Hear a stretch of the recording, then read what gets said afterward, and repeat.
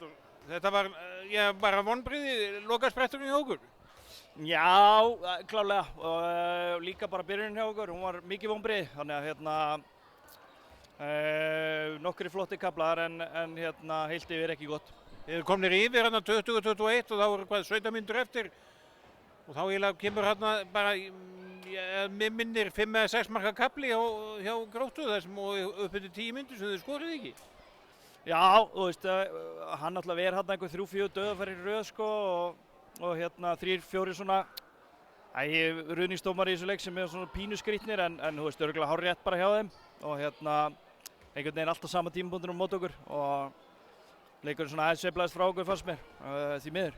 Já, af því að þið voru búin að vinna upp þessa slæmu byrjun og kom ykkur svona vel inn í leikinn.